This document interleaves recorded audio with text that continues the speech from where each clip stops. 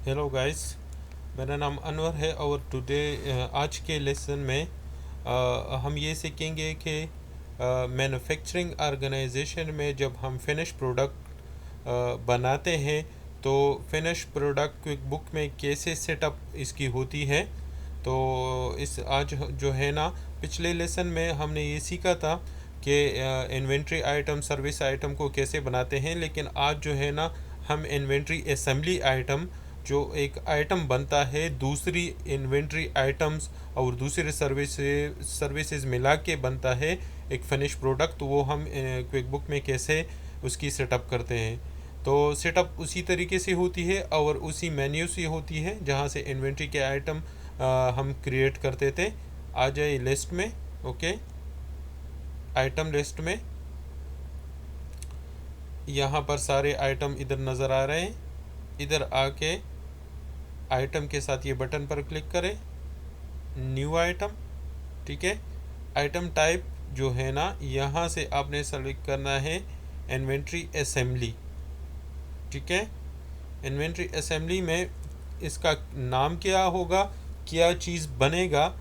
तो for example biscuit बनाना है तो उसको हम बिस्किट कह सकते हैं। ठीक है, तो मैं इसको नाम दे रहा हूँ प्रोडक्ट ई। सही है, ये सब होगा फिनिश प्रोडक्ट का। ये फिनिश प्रोडक्ट के नीचे आएगा, प्रोडक्ट ए होगा, बी होगा, सी होगा। जैसे आप दे सकते हैं, ये देखो फिनिश प्रोडक्ट है, फिनिश प्रोडक्ट में सी है, डी है, और ये अगला जो होगा वो ई होगा। सही।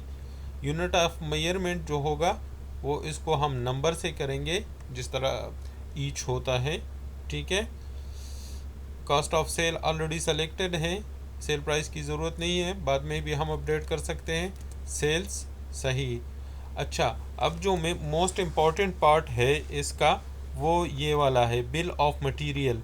यहाँ पर हम सेलेक्ट करेंगे कि कौन कौन से मटेरियल इस प्रोडक्ट को बनाने के लिए इस्तेमाल होंगे। इस प्रोडक्ट को बनाने के लिए कौन कौन से मटेरियल इस्तेमाल होंगे, यहाँ पर क्लिक करते हैं। ये और कितनी क्वांटिटी में, तो रॉ मटेरियल फ्लोर यूज़ होता है। सही है, 1 kg फॉर एग्ज़ाम्पल।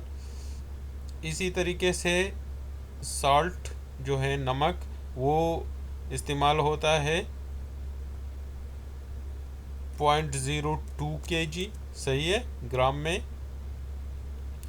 इसी तरह शुगर जो है ना, वो यूज़ होता है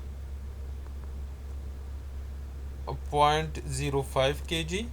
ठीक है, अभी जो है ना इसके साथ लेबर, स्किल लेबर जो है वो कितना यूज़ होता है, वो फॉर एग्ज़ाम्पल यूज़ करते हैं 2 घंटे।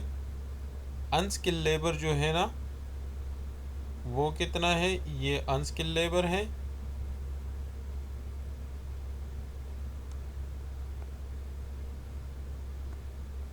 ठीक है, और अनस्किल लेबर में के 3 घंटे लगते हैं इस प्रोडक्ट को बनाने में।